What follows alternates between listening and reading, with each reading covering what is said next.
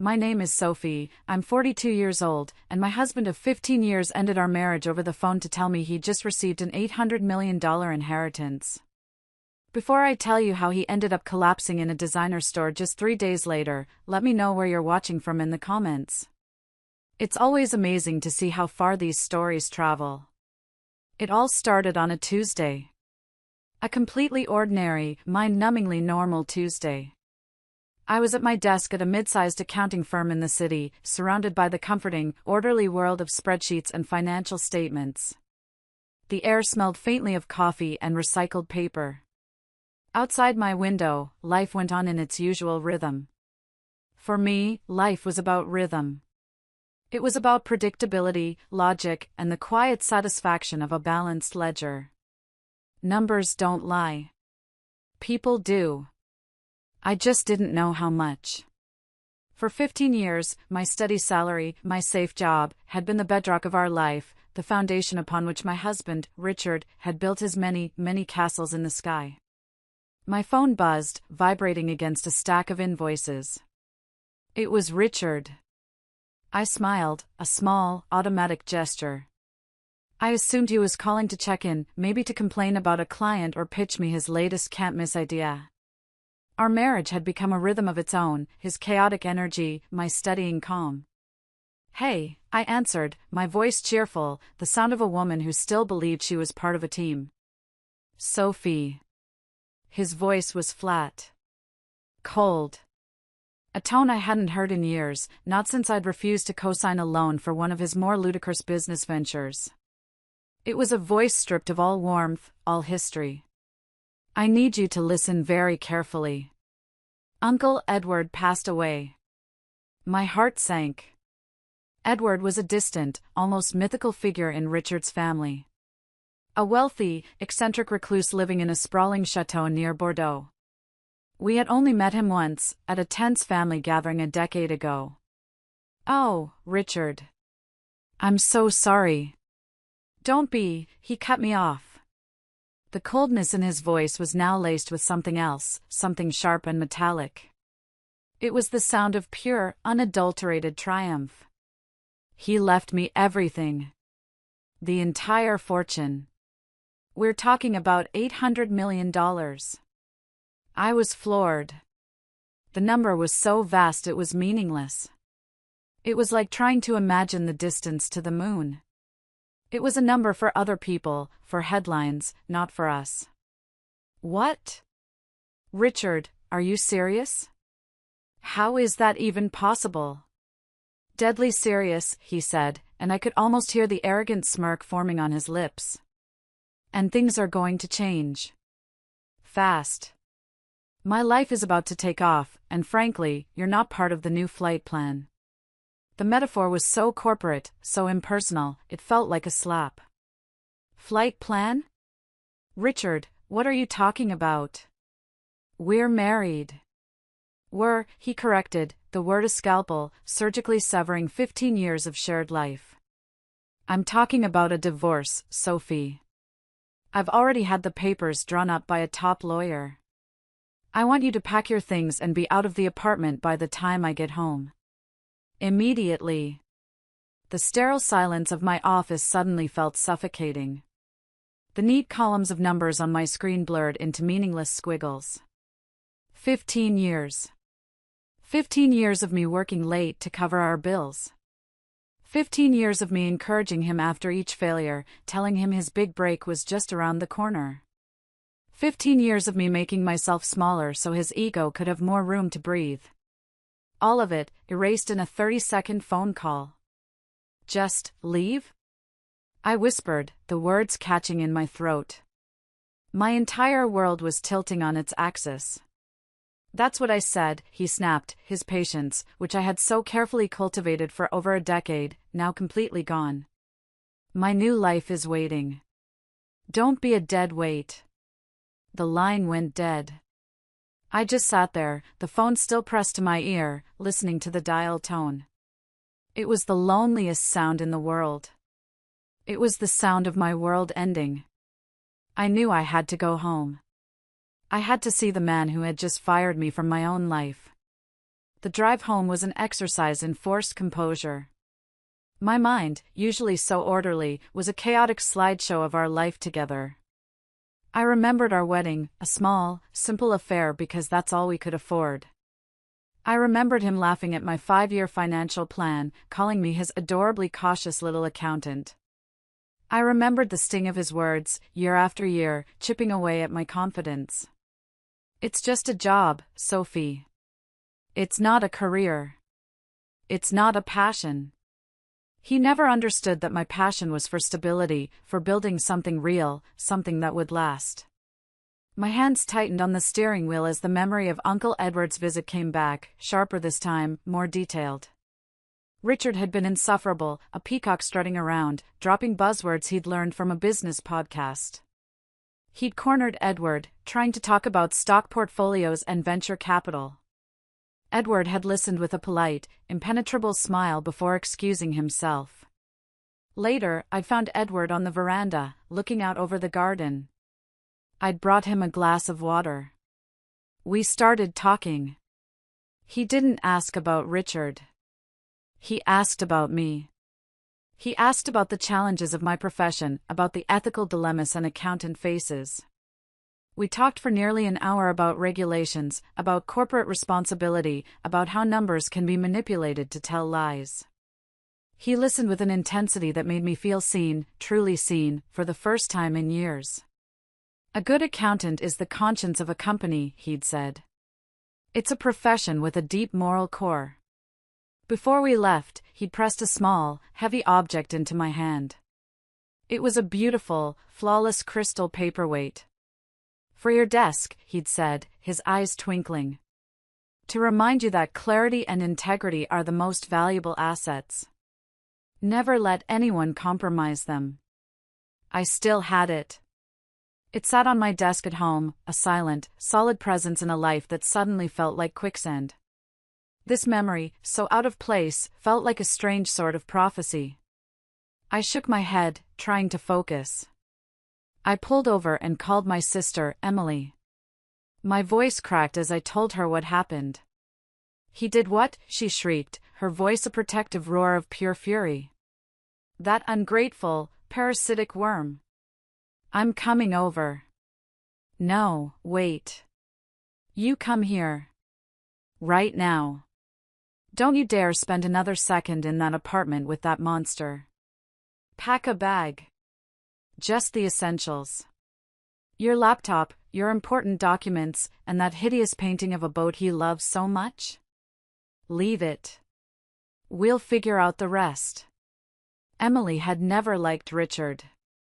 She'd always said he was a man who stood in the shade of a tree he never watered. Hearing her voice, so full of righteous anger on my behalf, was the first anchor in my storm-tossed sea. It was permission to be angry, something I hadn't allowed myself to feel yet. When I walked through the door of our apartment, it felt like a stranger's house. The air was thick with a new, cloying scent, expensive cologne. Richard was there, pacing in the middle of the living room. He was wearing a new suit, a tailored, dark navy one I'd never seen before. It was the kind of suit he'd always browse online but complain he could never afford. On the coffee table, next to a bottle of champagne I knew cost more than our weekly groceries, was a crisp, white envelope. The divorce papers. You're here, he said, not a question but a statement of fact. He looked different. Taller, somehow. The familiar lines of his face were hardened into a mask of arrogance. His smile didn't reach his eyes. His eyes were cold, calculating. They were the eyes of a man who had just won the lottery and was systematically cutting off everyone who knew him when he was poor. I got your call, I said, my voice surprisingly steady. I refused to let him see me crumble. Good. Saves time. He gestured to the papers. It's all very straightforward. I had my lawyer make it clean. No alimony, you have your job, after all. We split our meager savings down the middle. You walk away. I've been more than generous, considering. Generous. The word was so absurd, so twisted, it was almost funny. I looked around the apartment we had built together. The scuffed wooden floors we'd refinished ourselves one long, sweaty weekend. The bookshelf I'd painstakingly organized by genre and author. The faint scent of lavender from the diffuser I always kept running to calm his artistic temperament. It was all being stripped away from me, and he called it generosity. 15 years, Richard, I said softly, a final plea for some shred of decency. Don't I even deserve a real conversation? An explanation to my face? He laughed, a short, ugly sound that echoed in the suddenly too large room. A conversation? Sophie, you and I have nothing left to talk about. Our worlds are no longer compatible. You think in terms of spreadsheets and balanced budgets. I'm about to enter a world of private jets, of boardrooms, of a different caliber of people. You wouldn't fit in. Your lack of ambition would be an embarrassment. There it was again. My lack of ambition. The phrase he'd used for years to chip away at my self-worth. The ambition that had paid for this roof over our heads. The ambition that had funded his last 3 failed startups. The ambition that had kept us afloat while he chased his fantasies. A hot flash of anger crawled up my neck, but I pushed it down, compressing it into a hard, cold diamond of resolve. He wasn't worth my rage. I walked to the table, picked up the pen, and looked at the signature line. My name. Sophie Dubois. Soon to be just Sophie again. I thought of the long nights I'd stayed up helping him with business plans, the family events I'd attended alone because he was networking. I thought of all the sacrifices, all the compromises, all the love I had poured into this man, this marriage. It all amounted to this. A cold signature on a legal document designed to discard me as efficiently as possible. Before I signed, I looked him in the eye. You know, I always thought your biggest fear was failure. I was wrong. It's being insignificant. And you think this money makes you significant. But it doesn't, Richard. It just makes you rich. I signed it. A clean, decisive stroke. I looked up at him. Enjoy your new fortune, Richard. He seemed momentarily taken aback by my composure, but quickly recovered, his sneer returning. Oh, I will, he said. Now get your things. I have a real estate agent showing me a penthouse overlooking the Eiffel Tower in an hour. Time is money, you know. He held the door open and gestured impatiently as I walked out with a single overnight bag, leaving 15 years of my life behind. As the door clicked shut, I didn't feel sadness. I felt a strange, chilling sense of clarity. The man I had married was gone. Maybe he had never really been there at all. The first night at Emily's was a blur of shock and wine. She let me talk, let me cry, let me sit in stunned silence. She didn't offer platitudes or false hope. She just offered her presence, and it was everything. His biggest loss isn't the money he thinks he's getting, she said, her voice fierce. It's you. The next morning, I woke up with a strange sense of purpose. The grief was still there, a heavy weight in my chest, but alongside it was something else, a cold, hard resolve. Richard thought I was a dead weight? He thought I had no ambition? I would show him. More importantly, I would show myself. I opened my laptop, its familiar glow a small comfort. For years, I had wanted to take an advanced certification course in corporate finance and risk management. It was a high-level qualification, the kind that opened doors to executive positions. It was expensive and time-consuming, and Richard had always talked me out of it. Why bother, he'd say. Your little accounting job is stable enough. Don't rock the boat. I found the course online. I looked at the tuition fee. It was steep. It would take a significant chunk of my half of our savings.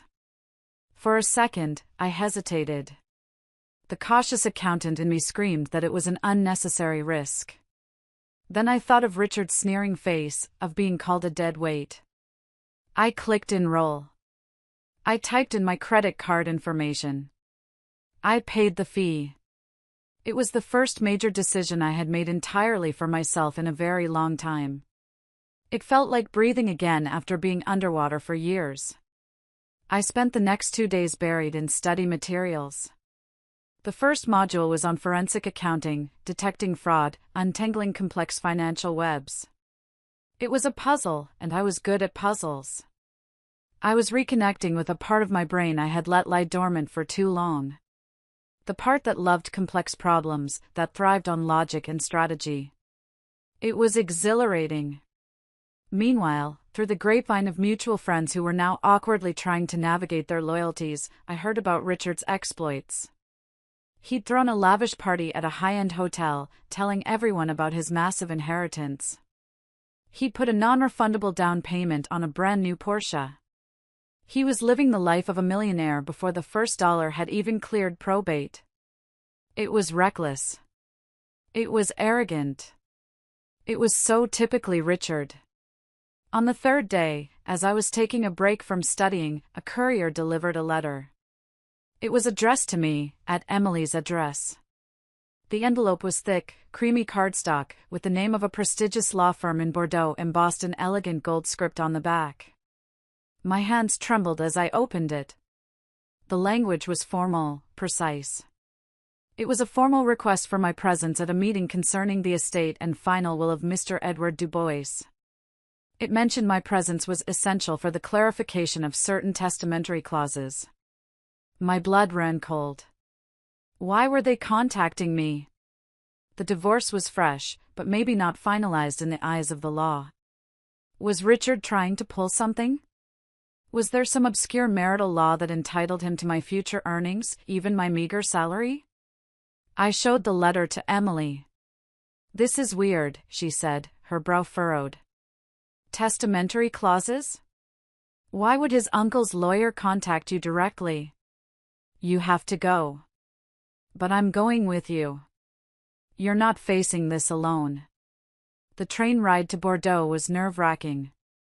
Every possible scenario ran through my head, each one worse than the last. Was Richard trying to claim I owed him something? Was this some legal trap to get me to sign away more rights? I clutched my purse, where I'd tucked the crystal paperweight for good luck. Its solid, cool weight was a small comfort in a world that had become flimsy and unpredictable. The law office was exactly what you'd expect. Old, imposing, and smelling of leather, polish, and generations of money. We were shown into a large conference room with a polished mahogany table that reflected our anxious faces. A stern-looking man in a perfectly tailored suit introduced himself as Monsieur Leblanc, Edward's personal lawyer for over 40 years. "Thank you for coming on such short notice, madam," he said, his tone formal and impossible to read. "I was surprised to be contacted," I said, my voice more stable than I felt. "My former husband, Richard, is the beneficiary of his uncle's will." Monsieur Leblanc adjusted his glasses. He looked at me with a neutral expression that somehow felt more intimidating than a frown. "That is what we are here to discuss. Mr. Dubois's will is unconventional. It contained certain stipulations, contingent clauses that needed to be resolved before the estate could be settled." My heart hammered against my ribs. Stipulations? Mr. Dubois stipulated in a private codicil that his heir must not only be a blood relative but must also demonstrate a character of integrity, prudence, and an understanding of the true value of wealth, not just its monetary figure, the lawyer continued, his voice even. As such, Mr. Dubois initiated a character assessment protocol prior to now. I stared at him, completely lost. A character assessment? Indeed. He paused, letting the weight of his words fill the room. A test, if you will. He wanted to be certain his life's work would be a legacy, not a lottery ticket. However, there is someone who can explain this far better than I. He nodded towards a large oak door at the side of the room. The door opened, and Uncle Edward walked in. He was not a ghost. He was not dead. He was very much alive, looking dapper in a tweed jacket, a wry, apologetic smile playing on his lips. I gasped, a sharp intake of breath. Emily squeezed my hand so hard I thought my bones would crack.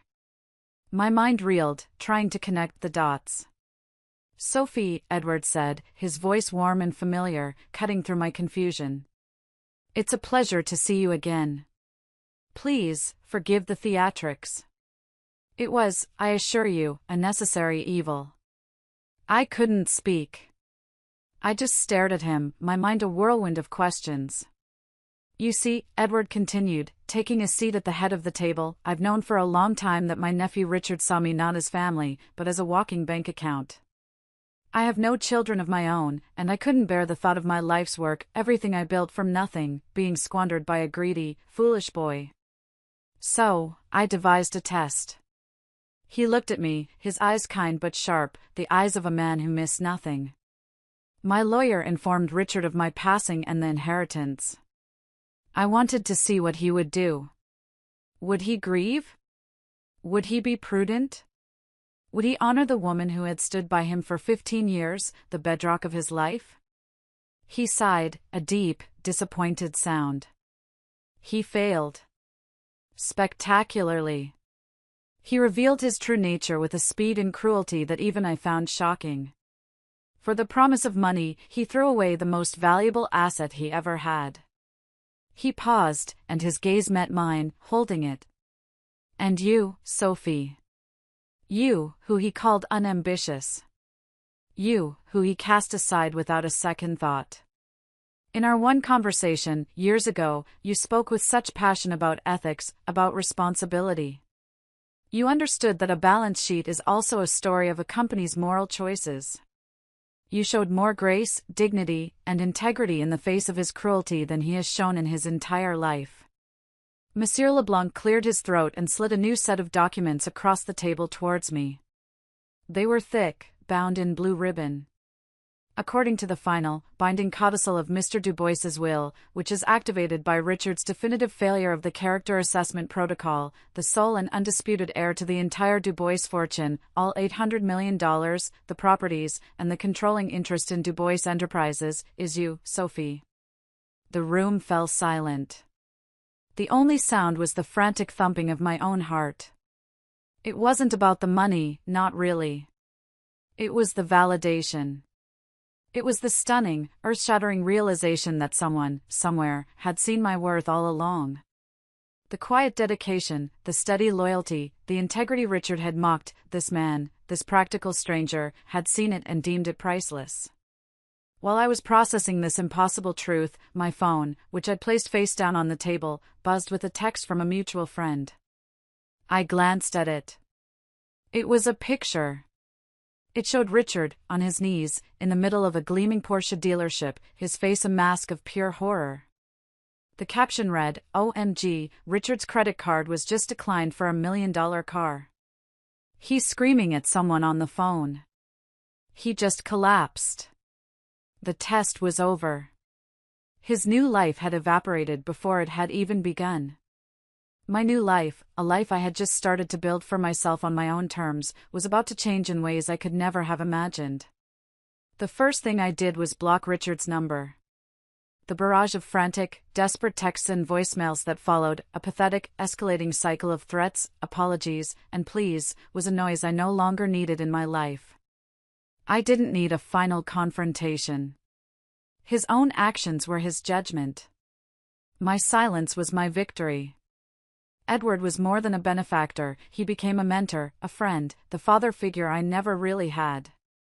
He was delighted to discover that my boring accounting knowledge was exactly what was needed to streamline his empire.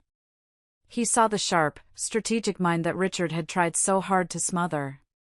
He invited me to his chateau, not as a guest, but as a partner. We spent weeks going over the business, and for the first time, I felt my professional skills were not just valued, but celebrated. He offered to formally adopt me, to give me the name that came with the fortune. I accepted. I became Sophie Dubois, not by marriage, but by merit. The next few years were a whirlwind of hard work and discovery. I didn't buy a penthouse or a sports car. The first major check I wrote was to pay off Emily's mortgage, a tearful, joyful moment that felt more valuable than any luxury item. The second was to establish a foundation. It's been 5 years now. The Du Bois Clarity Foundation, named for the paperweight that started it all, is my life's work. We provide seed funding, low-interest loans, and mentorship to women over 40 who want to start their own businesses. We invest in the unambitious dreamers, the steady-handed builders, the women who have been told they are past their prime. I get to see the look in their eyes when someone finally believes in them. It's a look I know well. We invest in women like me. I did find love again. His name is Antoine, a brilliant, kind architect I met while designing the new headquarters for our foundation. He loves me for my mind, for my passion, and for the terrible jokes I tell when I'm tired. He was drawn to my work before he ever knew the extent of my wealth. Our partnership is one of true equals, building something together. As for Richard, I heard he eventually paid off his debts after declaring bankruptcy. He moved to a small town in the north, got a modest job managing a local nonprofit, and married a schoolteacher named Julia. Emily saw him once, coaching a kids' soccer team on a Saturday morning. She said he looked content. Quiet. Smaller, somehow, without the bluster. I hope he is. I hope that losing everything taught him what truly has value. Sometimes, I look at that crystal paperweight on my desk in my large, bright office overlooking the city. It's a reminder. A reminder that money doesn't change who you are, it just magnifies it. For Richard, it magnified his greed and insecurity. For me, it magnified a strength I was only just beginning to realize I had. He thought $800 million would buy him a new life, but all it did was reveal the poverty of his character. And for me, losing everything was the only way I could truly gain it all. Thank you so much for listening to my story.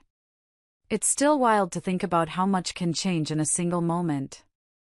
I have to ask you guys, have you ever had a moment, big or small, that revealed someone's true, unexpected character? Let me know in the comments below, I'd love to read your stories. And if you enjoyed this, please give it a like and subscribe for more. It really does help.